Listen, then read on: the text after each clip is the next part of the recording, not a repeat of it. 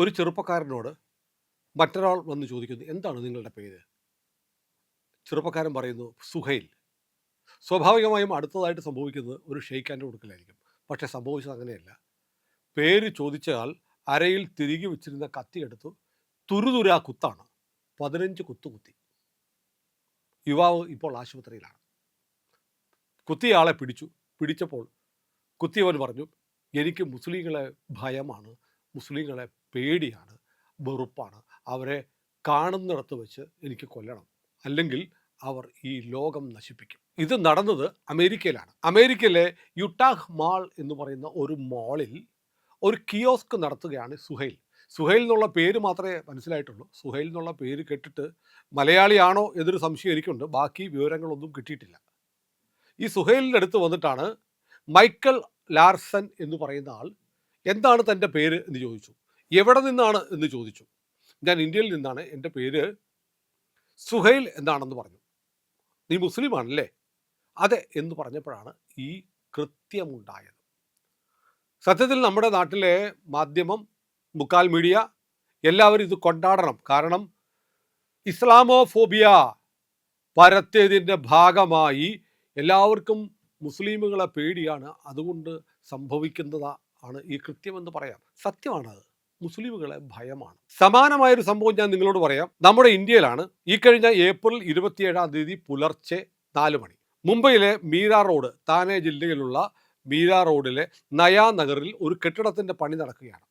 ആ കെട്ടിടത്തിൻ്റെ പണി നടക്കുന്നിടത്ത് അവിടുത്തെ സാമഗ്രികളൊക്കെ സൂക്ഷിക്കാൻ വേണ്ടി 2 സെക്യൂരിറ്റിക്കാരുണ്ട്. ഒരാളുടെ പേര് രാജ്കുമാർ മിശ്ര, മറ്റേയാളുടെ പേര് സുബ്രതോ സെൻ. അയാളുടെ അടുത്തേക്ക് ഒരാൾ വരുന്നു. വന്നിട്ട് ചോദിക്കുന്നു, എന്താ നിങ്ങളുടെ പേര്? രണ്ടുപേരും പേര് പറയുന്നു. ഇവിടെ അടുത്തൊരു പള്ളിയുണ്ട്, മോസ്ക് ഉണ്ട്, അതിൻ്റെ മേൽവിലാസം അറിയാമോ എന്ന് ചോദിക്കുന്നു. ഇല്ല, അറിയില്ല എന്ന് പറഞ്ഞു. എന്നാൽ കലിമ ചൊല്ലടാ എന്ന് പറയുന്നു. കലിമ ഓർക്കുന്നില്ലേ? പഹൽഗാമിൽ പാകിസ്ഥാൻ ഭീകരവാദികൾ കലിമ ചൊല്ലി മുസ്ലിമുകളല്ല എന്ന് ഉറപ്പിച്ചതിന് ശേഷം 25 ഹിന്ദുക്കളെയും ഒരു ക്രിസ്ത്യാനിയും കൊന്ന സംഭവം. സമാന സംഭവം. ഈ രാജ്കുമാറിനോടും സുബ്രദാസിനോടും കലിമ ചൊല്ലാൻ പറഞ്ഞ ആളുടെ പേര് സായിബ് സുബൈദാർ അൻസാരി. ചെറിയ പുള്ളിയൊന്നുമല്ല, അമേരിക്കയിൽ പഠിച്ചിട്ട് വന്ന ആളാണ്. കെമിസ്ട്രി അധ്യാപകരാണ്.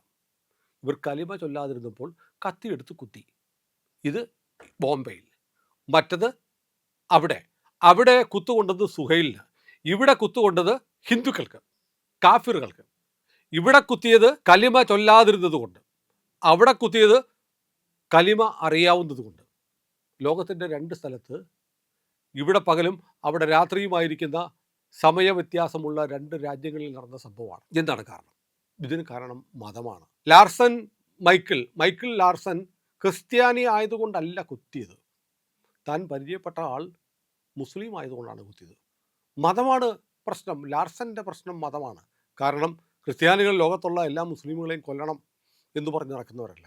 പക്ഷേ അവൻ ഭയക്കുന്നു, ഈ മുസ്ലിം എന്നെ കൊല്ലും, അതുകൊണ്ട് സുഹൈലിനെ കുത്തി. പോലീസ് പറയുന്നതാണ്.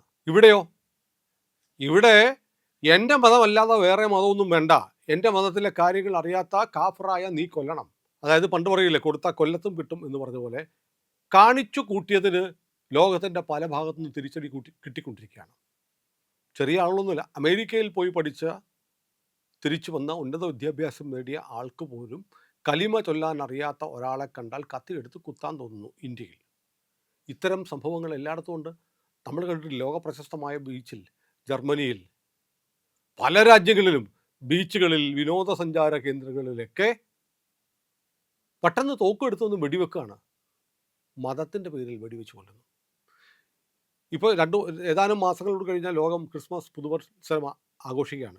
ലോകത്തിലെ മിക്കവാറും എല്ലാ യൂറോപ്യൻ രാജ്യങ്ങളിലും ക്രിസ്മസ് പുതുവത്സര സമയത്തൊക്കെ റോഡുകളൊക്കെ കോൺക്രീറ്റ് ബാരിക്കേഡുകളിൽ വെച്ചടയ്ക്കും. കാരണം വലിയ തോതിൽ ആളുകൾ ആഘോഷം നടത്തുന്നിടത്തേക്ക് ട്രക്കുകളും കാറുകളും ഓടിച്ച് കയറ്റി കാഫറുകളെ കൊല്ലുന്നു. മാഞ്ചസ്റ്ററിൽ അവിടെയുള്ള സായിപ്പന്മാരുടെ വീടിൻ്റെ ഗേറ്റിന് മുന്നിൽ പോസ്റ്റർ ഒട്ടിച്ചു. 2 വർഷം മുമ്പാണ്. നായ്ക്കളുമായി പുറത്തിറങ്ങരുത്, ഞങ്ങൾക്ക് പട്ടി ഹറാമാണ്. മാഞ്ചസ്റ്റർ, വെള്ളക്കാരൻ്റെ നാട്. അവിടെ നുഴഞ്ഞുകയറ്റക്കാരായി വന്നവർ ഭൂരിപക്ഷമായപ്പോൾ അവർ പറയുകയാണ്, ഞങ്ങൾക്ക് ഹറാമാണ്, അതുകൊണ്ട് ഞങ്ങൾക്ക് ഹറാമായ നായ്ക്കളെ കൊണ്ട് നീ പുറത്തിറങ്ങരുത്. ആ നാട്ടിൽ ജനിച്ചവർ, ആ മണ്ണിൻ്റെ മക്കൾ, ആ നാട്ടുകാർ, അവർ വിരുന്നു വന്നവർ, നുഴഞ്ഞു കയറിയവരുടെ ദാക്ഷിണ്യത്തിന് വഴങ്ങി ജീവിക്കേണ്ടി വരുന്ന അവസ്ഥ ബ്രിട്ടനിൽ വ്യാപകമാണ്. ഇപ്പോൾ അമേരിക്കയിൽ വന്നിരിക്കുന്നു. അമേരിക്കയിലും പതുക്കെ പതുക്കെ പതുക്കെ ഈ ഇസ്ലാമോഫോബിയയുടെ ഭാഗമായിട്ടുള്ള ഭയം, പ്രതികരണങ്ങൾ ഉണ്ടായി വരുന്നു. മാഞ്ചസ്റ്ററിലെ കാര്യം പറഞ്ഞ പോലെ ലണ്ടനിലെ ഒരു കാഴ്ച നിങ്ങളെ ഞാൻ കാണിക്കാം. നോക്കൂ, ക്രൈസ്തവരുടെ ഒരു ഘോഷയാത്ര, പ്രദക്ഷിണം, നമ്മുടെ ഭാഷയിൽ പ്രദക്ഷിണം വരികയാണ്. കർത്താവിൻ്റെ രൂപമുണ്ട്, കുരിശുണ്ട്. എന്താ അതിൻ്റെ മുന്നിൽ നടക്കുന്നത്?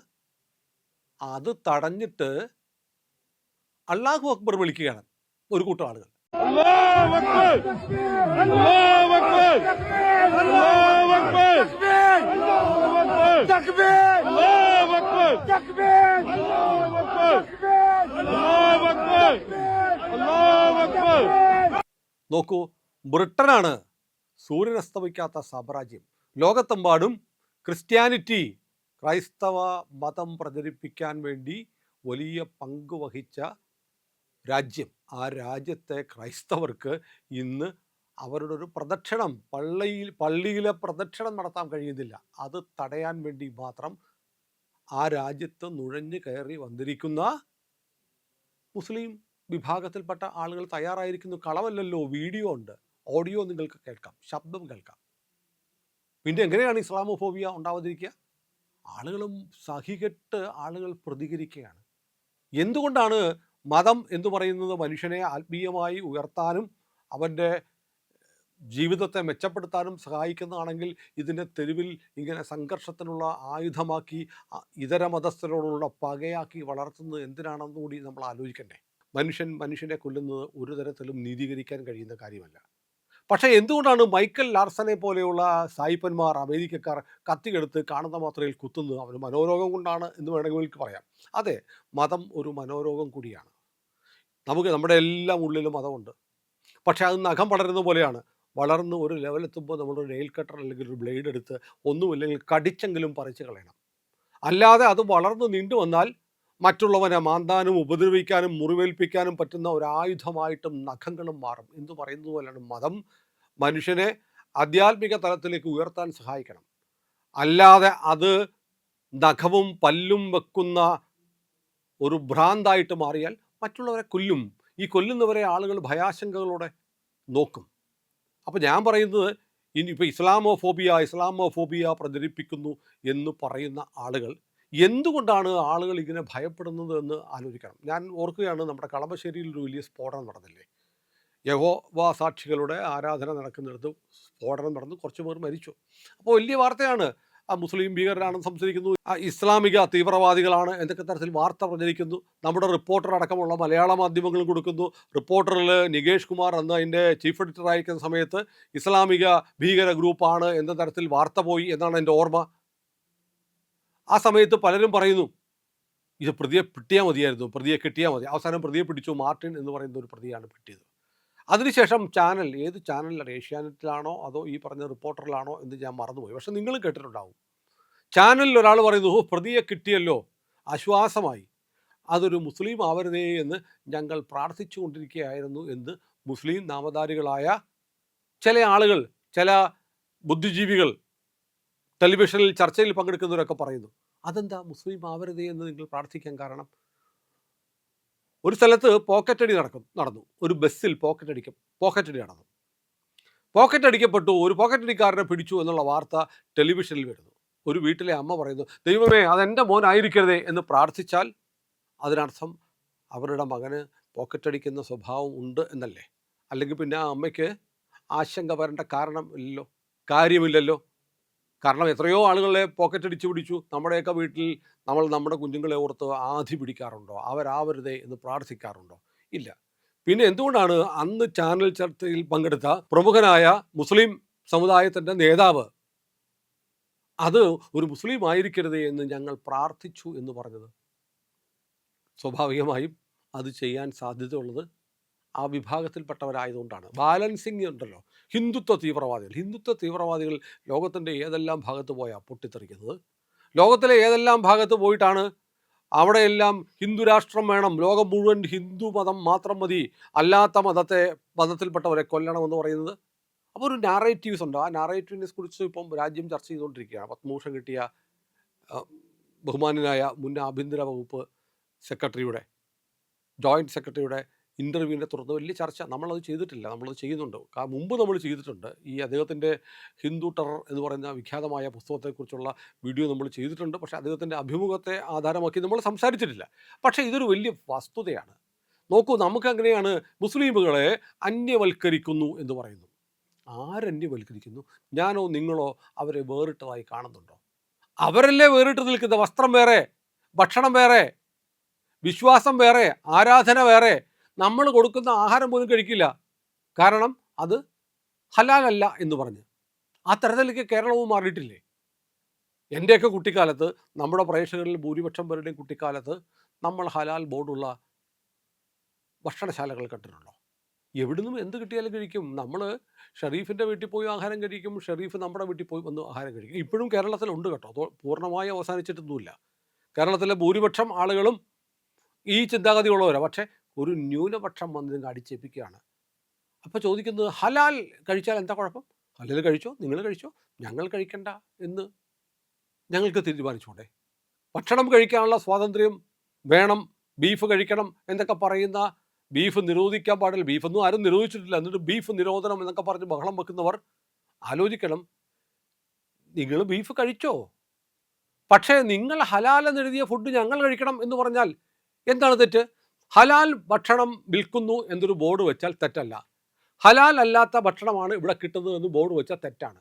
ഇതെന്ത് യുക്തിയാണ്? ഇവിടെ കൊച്ചിയിൽ ഒരു സ്ത്രീ നോൺ ഹലാൽ ഫുഡ് വിറ്റു എന്ന പേരിൽ എന്ത് വലിയ ആക്രമണമായിരുന്നു അവർക്ക് നേരെ.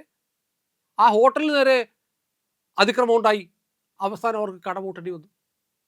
അപ്പോൾ ഭക്ഷണത്തിൽ ആരാണ് മതം കൊണ്ടുവരുന്നത്?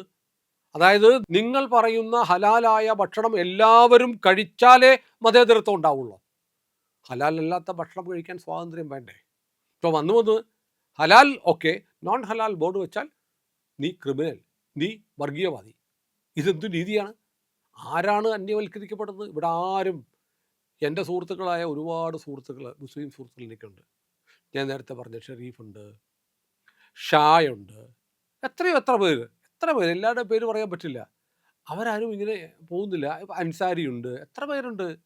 ഇവരൊക്കെ നമ്മുടെ വളരെ അടുത്ത സുഹൃത്തുക്കളും നമ്മളോട് വലിയ ആത്മബന്ധമുള്ളവരും നമ്മൾ അങ്ങോട്ടും ഇങ്ങോട്ടും വീട്ടിൽ പോകുന്നവരും ഭക്ഷണം കഴിക്കുന്നവരൊക്കെയാണ്. പക്ഷേ അവരെ ആരും മാറ്റി നിർത്തുന്നുമില്ല. കാരണം അവരൊക്കെ ഇപ്പോഴും നമ്മുടെ ഒരു മെയിൻ സ്ട്രീമിൽ തന്നെ നിൽക്കുന്നവരാണ്. പക്ഷേ ഒരു ന്യൂനപക്ഷം വന്നിട്ട് മറ്റുള്ളവരുമായിട്ട് ഇടപെടരുത്, അവരുടെ ആഹാരം കഴിക്കരുത്, അവരുടെ വീട്ടിൽ പോരുത്, ഓണത്തിന് പൂവിടരുത്, ക്രിസ്മസിന് കേക്ക് മുറിക്കരുത് എന്നൊക്കെ പറഞ്ഞ് അപരവൽക്കരണം നടത്തുന്നത് നിങ്ങളല്ലേ? അതിൻ്റെ ഭാഗമായിട്ടല്ലേ ഇസ്ലാമോഫോബിയ ഉണ്ടാകുന്നത്? ഇപ്പോൾ അമേരിക്കയിൽ ഇത് വ്യാപകമായി സംഭവിക്കുന്നു. അതുകൊണ്ടാണ് 2001 സെപ്റ്റംബർ 11 ശേഷം വല്ലാത്ത ഭയം മുസ്ലിമുകളോട് അമേരിക്കയിൽ ഉണ്ടായി വന്നിട്ടുണ്ട്. ഈ വർഷം ആദ്യമാണ് സാന്റിയാഗോ ഒരു മസ്ജിദ് നേരെ ഒരു അമേരിക്കക്കാരൻ വെടിവെച്ചു, 5 പേര് കൊല്ലപ്പെട്ടു. അപ്പോൾ ഇത് ഒരു ലോകവ്യാപകമായി ഇസ്ലാമോഫോബിയ എന്ന് പറയുന്ന സാധനം ഉണ്ടാക്കിയെടുക്കുന്നത് ആരുടെ പ്രവർത്തികൾ മൂലമാണ്? ഈ സുഹൈൽ എന്ന് പറയുന്ന ആൾ മലയാളിയാണോ എന്ന് എനിക്കിതുവരെ അറിയില്ല. ആണെങ്കിൽ നമ്മുടെ സഹോദരനാണ്, ഇനി അല്ലെങ്കിൽ പോലും നമ്മുടെ സഹോദരനാണ്. അയാൾക്ക് നേരെ ഉണ്ടായ അതിക്രമം, ഒരാളെ 15 കുത്തൊക്കെ കുത്തുക എന്ന് പറഞ്ഞാൽ കേരളത്തിൽ അത് വലിയ വാർത്ത അല്ല. കാരണം ഒരാളെ 52 വെട്ടിക്കൊല്ലുന്ന നാടാണ് കേരളം. അതുകൊണ്ട് 15 കുത്ത് അത്രയേ ഉള്ളൂ എന്ന് കരുതുന്ന തരത്തിലേക്ക് നമ്മുടെ മനസ്സൊക്കെ മാറിയിട്ടുണ്ട്. പക്ഷെ ഒരു മനുഷ്യനെയാണ്, അയാൾ മുസ്ലിമാണ് എന്നറിഞ്ഞുകൊണ്ട് അയാളെ കൊല്ലാൻ ശ്രമിക്കുന്ന അപലപനീയമാണ്. പക്ഷേ പഹൽഗാമിൽ കൊന്നത് ശരിയാണ്, നമ്മുടെ ആളുകൾ ചെയ്തത് ശരിയാണ്. അവർ ഇങ്ങനെയൊക്കെ ചെയ്തു എന്ന് പറഞ്ഞപ്പോൾ എനിക്ക് സന്തോഷമുണ്ട്. ഞങ്ങളുടെ ആളുകൾ ഇനി പാകിസ്ഥാനിൽ നിന്ന് വരും, ഇന്ത്യക്കാരെ മുഴുവൻ ശരിയാക്കും, ഇന്ത്യൻ പട്ടാളത്തിനെ ശരിയാക്കും, കാശ്മീരും ഇന്ത്യയൊക്കെ പിടിച്ചെടുക്കും, മുസ്ലിങ്ങൾ ഒഴികെ ഉള്ളവരെ കൊല്ലും എന്നും പറയുന്നത് ഒരു മലയാളിയാണ്. ആ മലയാളിയെ അയാൾ പറഞ്ഞത് തെറ്റാണെന്ന് എത്ര മുസ്ലിം മതവിശ്വാസികൾ കേരളത്തിൽ പറഞ്ഞു. പലരും പറയുന്ന അവൻ അങ്ങനെ ചെയ്യത്തില്ല കേട്ടോ, അവൻ ബാത്റൂമിൽ പോയ നേരത്ത് അവൻ്റെ കൂടെ ഉണ്ടായിരുന്ന ഒരു സംഖ്യ എടുത്തിട്ട പോസ്റ്റായിരിക്കും. ഒരു വർഷക്കാലമായിട്ട് ഇവനത് നിഷേധിക്കാനോ ഇവനെതിരെ കേസ് കൊടുത്തെന്ന് അറിഞ്ഞിട്ടും ഇവന് തിരുത്താനോ പറ്റിയില്ല. അവൻ ഒരിക്കലും പറഞ്ഞില്ല. അവൻ നല്ല ദീനിയായ ചെറുപ്പക്കാരനാണ്, അവൻ തിരുത്തൂല, അവനത് അറിഞ്ഞുകൊണ്ട് പറഞ്ഞതാണ്. ഏതായാലും പക്ഷെ അതിനെ പോലും ന്യായീകരിക്കുന്നു. പഹൽഗാം കൂട്ടക്കൊലയ്ക്കെതിരെ ഇവിടെ എത്ര പേർ മെഴുകുതിരി കത്തിച്ചു? ഇല്ല, ഒന്നുമില്ല. ഇവിടുത്തെ മാധ്യമങ്ങൾക്ക് കലീമ ചൊല്ലാത്തത് കൊണ്ടാണ് വെടിവെച്ച് കൊന്നതെന്ന് പറയാൻ ആദ്യം എന്തൊരു ചളിപ്പും മടിയും ജാള്യതയുമായിരുന്നു. ഇതാണ് ലോകം. ലോകം ഇങ്ങനെ മാറുകയാണ്. മതം മതം മതം മതമാണ് പ്രശ്നം എന്ന് ചിന്തിക്കുന്നവരുടെ കാലത്ത് ഇങ്ങനെയൊക്കെ ഉപയോഗിക്കും. നമുക്ക് ആ സുഹൈൽ എന്നുള്ള ചെറുപ്പക്കാരൻ എത്രയും പെട്ടെന്ന് സുഖം പ്രാപിക്കട്ടെ എന്ന് പ്രാർത്ഥിക്കാം. ഏതായാലും ഈ വാർത്തയും നമ്മുടെ മാധ്യമങ്ങൾ ചിലപ്പോൾ പറയാൻ സാധ്യതയില്ല. അതുകൊണ്ടാണ് പ്രിയപ്പെട്ടവരെ ഞങ്ങൾ നിങ്ങളോട് പറയുന്നത്, നമ്മുടെ ലോകത്ത് ഇങ്ങനെയൊക്കെ സംഭവിക്കുന്നു. ലോകം അതിവേഗം മാറുകയാണ്. ഇന്ത്യ ലൈവ് കാണുന്നവർ നമ്മുടെ ചാനൽ ഇനിയും സബ്സ്ക്രൈബ് ചെയ്തിട്ടില്ലെങ്കിൽ ഇപ്പോൾ തന്നെ ചെയ്യണേ.